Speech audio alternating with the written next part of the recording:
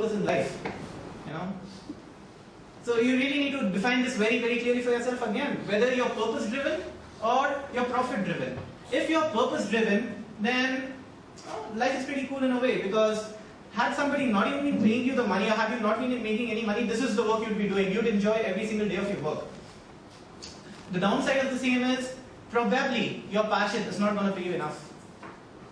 Like, you know, you might really, yeah, 20% is kind of accurate. It's going to be a dead, boring job. You know, if you're failing, if you're making the money, great, fabulous, fantastic. But if you're not making the money, it's going to be crazy. You know, like I had an option for myself to choose between like the next venture that I'm going to start, to really decide whether I want to have it be profit-driven or purpose-driven. And I wanted to get this magical combination of, you know, purpose-driven yet highly profitable. I think I nailed it, but let's see. So on one side was something that created a lot of home-based jobs for people on an online platform.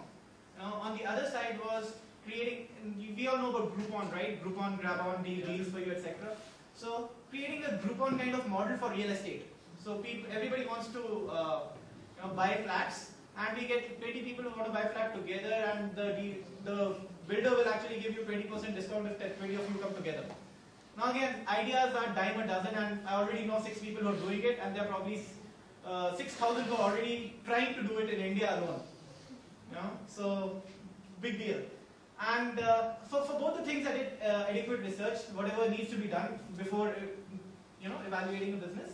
I went and spoke to a developer, went and spoke to prospective. 10 minutes. Okay, thank you. All right. So who all want to really get clear about what business is good for you right now over here? 5-minute exercise. Okay, that's some 7.5 people over there. So we need not really do an exercise, we just have fun, we'll do a fun activity. So the best thing to actually put into consideration before deciding the kind of business that you want to start is, what are your present strengths? What are your skills? There's a very good chance that you would succeed in doing something that you're already good at. Like you're working in a car repair shop, or bad example. You're a web developer working in a good company, big company working on, say, Ruby on Rails, and you say, you know what, there's this something called Sinatra that's launched, and there's this pretty nice open source project that I've been contributing with. I could make a fork of this and release it out in the market, will make a killer product. And if you're already an existing developer, you know the market, and you know that community where you could find the right kind of people to hire, etc. Chances are you'll be able to build the product.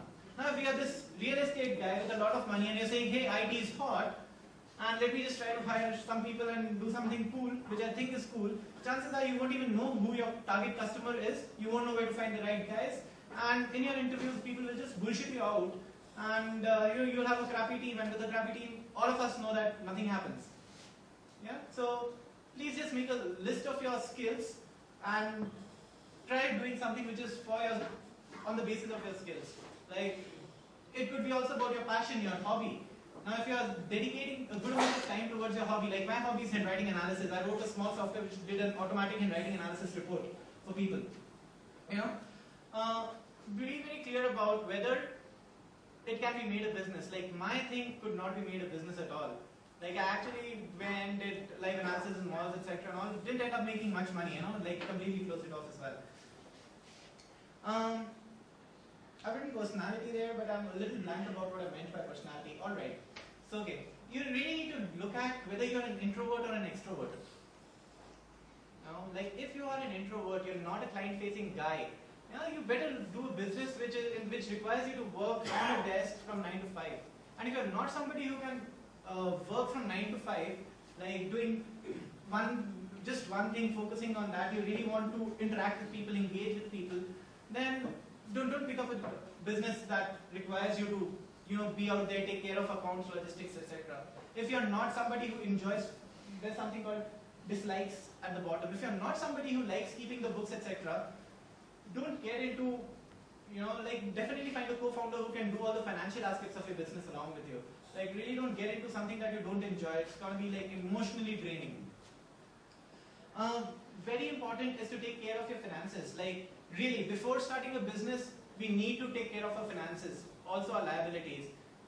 You know, what do I mean by that? Like, can I sustain with whatever money, whatever buffer I have? Can I sustain for the next 6 months? I'd say keep 1.5 years for that. But depending upon your business, whatever you think is the time for break even, you choose that. But have this much of a buffer. Chances are things aren't going to be rosy.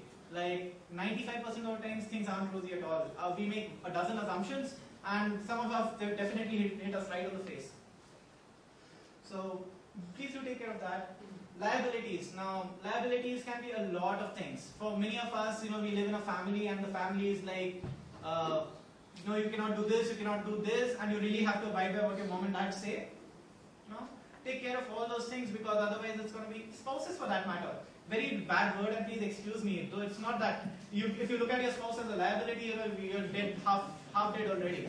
But it does play an important role, really. And I'm not joking about it, really. Real conversations with real people, spouses play a very, very important role. If your spouse isn't supportive about your business, boss, take that care, you're ruining your marriage. If you're very, very, very growth-centric, like this startup is something that is my life, it's my baby, my wife, my everything, your wife is definitely going to feel jealous or whatever. And things don't work out, headed for a bad time.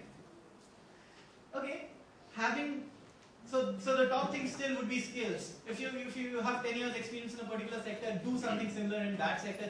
Very high probability of you succeeding there compared to anything. If you try to choose a fad or a trend, really get somebody who's very experienced in that fad or a trend. Otherwise, very low probability. Now this is based out of research that I've done on this topic. Very low probability of you succeeding on a fad if you're not in the particular industry itself. Last but not the least, once you've made it, you've really got your ideas. Okay, fine, so I have this much money. This is something that I'm good at doing. This is the kind of startup that I'm starting. Sleep over it. Like how many of you get 5 ideas a month? 2 ideas a month? Okay, there are many of us, right? And what happens to them really? They fizzle out like in 2 weeks, right? Give it a gestation period. Like sleep over it for 1 month.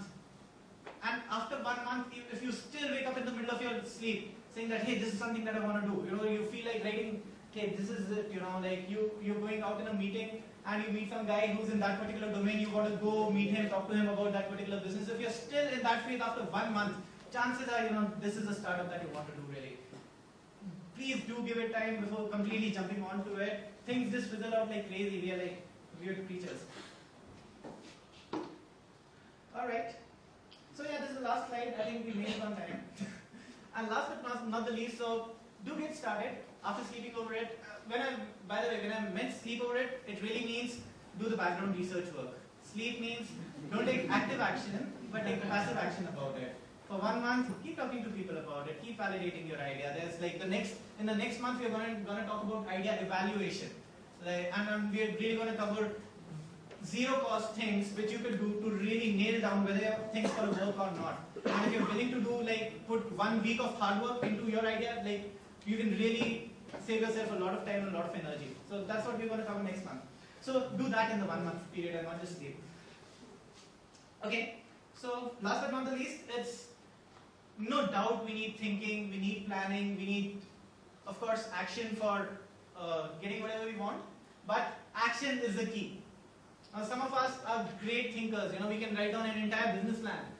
Yeah, and others are like, okay, come on, let's get started, make 2 phone calls, and being completely on the road. Either of the extremes don't work all that well. Think through it, take action. And before action, also think through it. But action is the key. If you're taking action, not thinking, you're still doing a little better compared to doing a lot of thinking and not taking action. So action counts. And as an entrepreneur, like a business, a startup success rather depends upon 3 things. In my humble opinion, something I read from some book somewhere.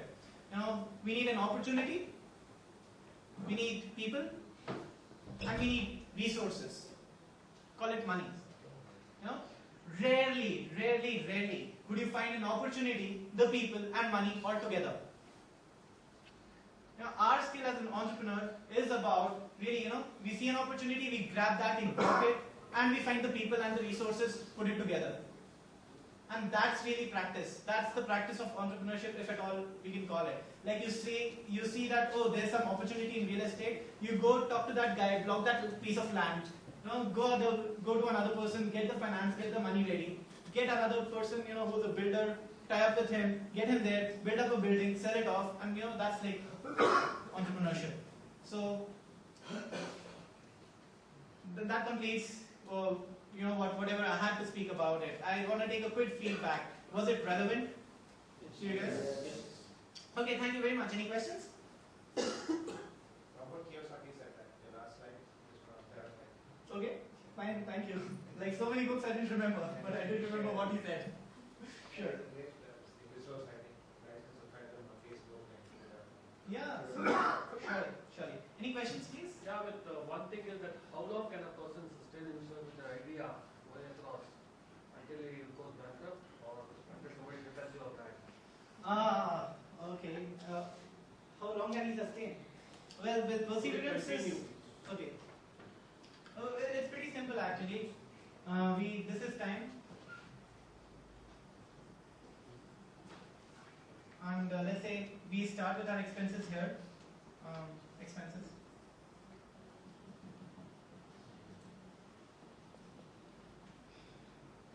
Our expenses go like this.